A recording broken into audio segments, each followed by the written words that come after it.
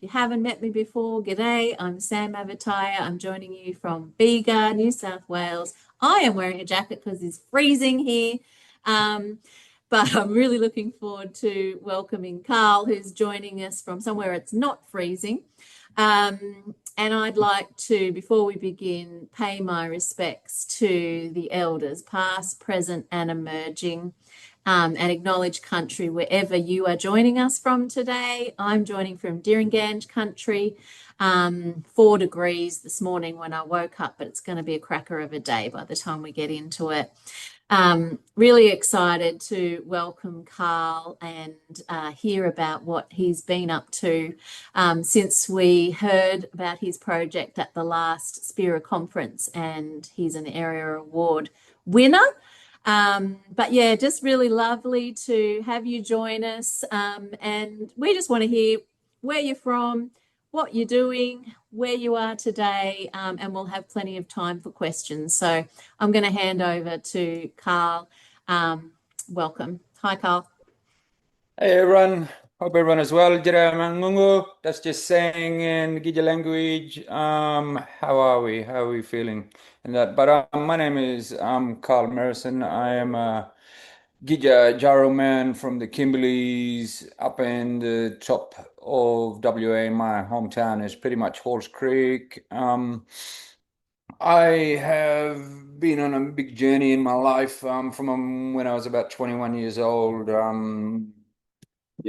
was working in all these other places, but then fell in love working in the education system, who doesn't, in some formal way to make a difference in kids' life. I was EAs, I was AOs, youth workers.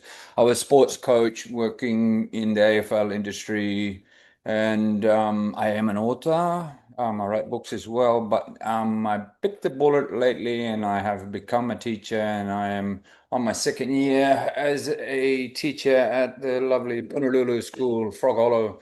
The other name, Punalulu, if you don't know, is Bungle Bungles. I'm about 30 k's from the Bungle Bungles in the remote East Kimberley. Just getting my bearings. I'm sitting the wrong way here.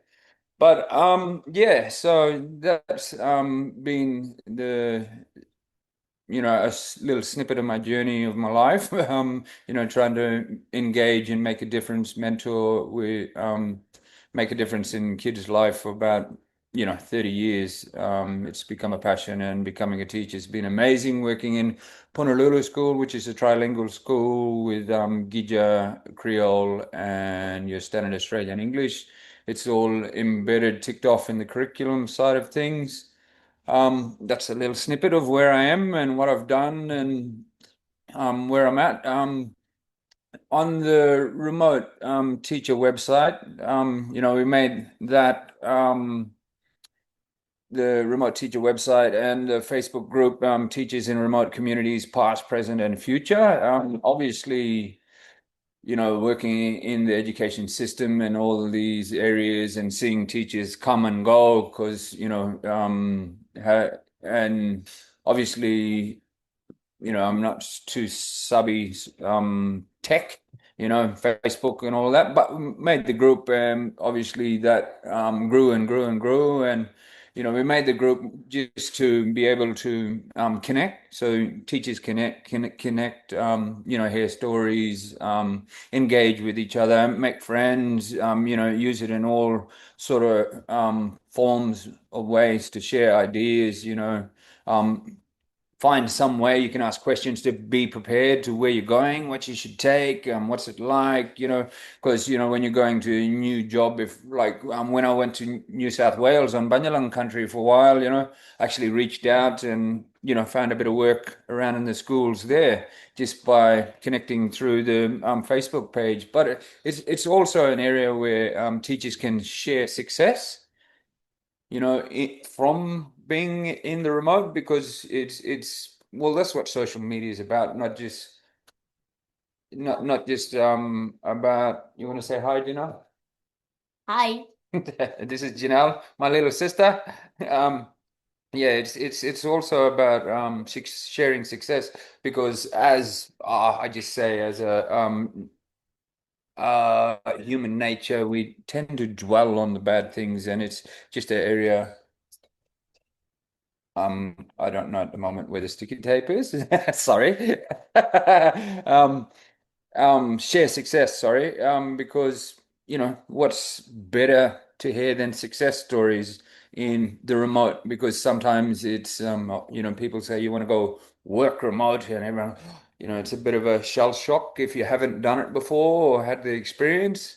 Um, and it's also areas where you could probably, not probably, where we do share student success, you know, um, and that's, I say, the key thing is about sharing success stories to make it more more of a hook, or more engaging, or more prompting people to, head out to the remote. And with that, it's the hopefully reducing the turnover effect.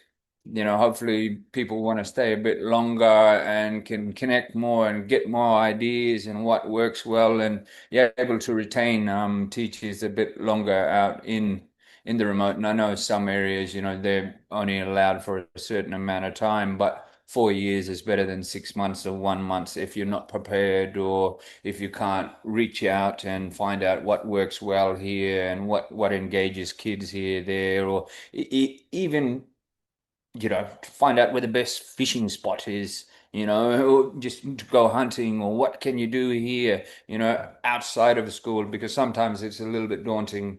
Obviously this is home here at Punalulu, and, I can head out and go hunting for turkeys, or go catching black brim, or gone for barramundi and that. But if you don't know, you don't know. But on the remote teacher page, you can reach out and someone will hit you up with a message. Hey, I've been there. Head, 15 k's down that road. You see this dirt track. Head down there, and you're at Bow River. If and you go up there, and you can catch 100 brim if you want, and share it with the community. Um, Another little snippet of myself. I really, I'm an author, but I don't like the title, because I write books so kids can engage, potentially, you know, engage in the book, see themselves in the book, look through the window, open the door, walk through, find a path, because we've got quite a few books out now, touch wood, and it's great. But the reason I write books is not to have the title an author, it's so kids can engage, and on the flip side, um, people can learn what it's like to be out on the remote, um, you know, if you're in cities and whatnot.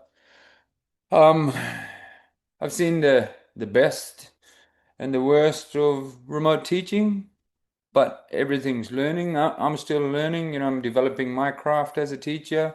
But yeah, that's another avenue. I use the remote teacher as well, the Facebook page, to reach out to a few people and, get ideas, where my strengths aren't, and yeah, that's me in a little bit of a snap. Any questions?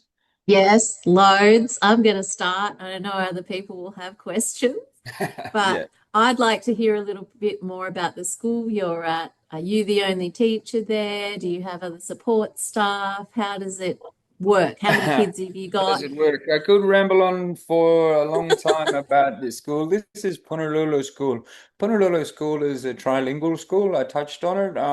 We have three key areas. It's Gija, it's Creole, and it's standard Australian English. The Gija and Creole is ticked off in the curriculum side of things, so there's no issues with that. We have about um 56 kids from K to year nine, and then generally they go schooling away. We gonna go no Aram class, but yeah, you say hi to everyone. Gak, this is my granddaughter. Hi. You can go there and knock to Miss Liz. Yes, it's they're watching a movie for the last day. Sorry about that. Yeah, and we don't have AIOs, we don't have EAs, we have Gija staff. they're Gidget teachers. They're based in each class. We have five classes. The school is growing. Um, my attendance for my class is just saying bragging. It's up to the kids, but they come to school every day, and I do not have a spare seat in my class. Their attendance has gone from 20-30% to 80 and above. And hence why I say if there's any Indigenous workers that has a, or locals that have a passion to become a teacher, please do so, because kids come in, they speak their Creole, they're at home, but they're not code switching because I can understand the lingo already. But on the flip side of that, I get them to do a lot of code switching, and that back to the school, it has a 7-year cycle, of dreaming stories that we have to build, get stuff from, and bring back into the classroom. Your has, and the list goes on. And yes, we have quite a few universities. People from all over Australia come here quite a bit. Someone's here every week. We have, it's an amazing school. And I'm sure there's schools like this everywhere. It's just when you're getting to, work in the remote and that, I'd be just enjoying it, trying not to stress too much. Just take it up. The community will take you in, and then when you try to get out, they try not to let you go. But yeah, that's a little snippet of this school. It's an amazing little school.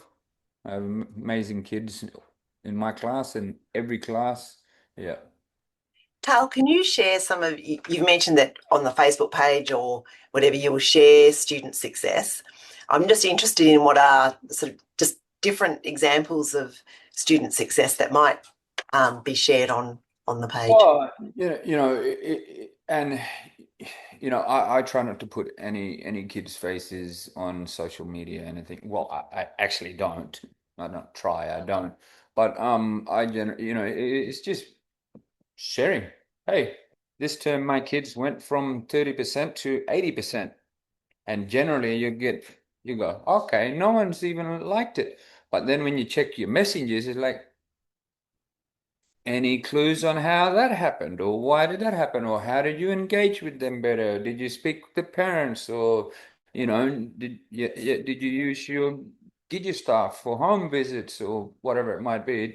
It's just prompting questions and thoughts, and and giving them answers as clearly as possible, how, what, and why, what you did, out on country down at Ord River, practicing our munga munga dances, and listening to dreaming stories, going to the old people, going to the art centers, yeah, it's just So it sounds like you're involving the whole of community in your learning experiences.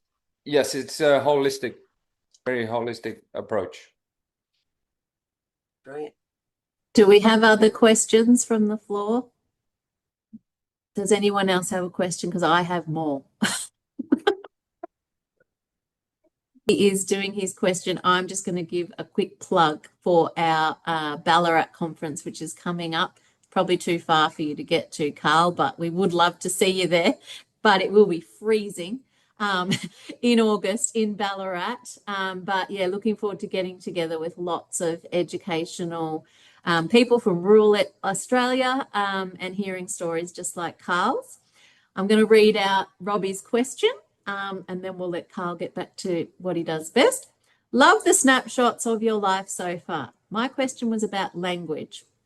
How much language training do you think teachers need to go remote? And how much did you have to learn on the job? Lucky for me, I'm local. So obviously I'm still learning. You never stop learning unless it's your mother tongue, it's a fluent language of yours, like Gija and Creole. I've grown up on Creole, which is the link between standard Australian English and the Gija. But How much training? Well, generally, if you have you're at a school like Punalolo School, to be quite fair, you can have no training because you will have your Gidya class, Gidya teacher in class, Gidya teachers in class, more than one or two, and they will interpret for you. You will have a lead language teacher that will come in and deliver lessons for you, and it's pretty much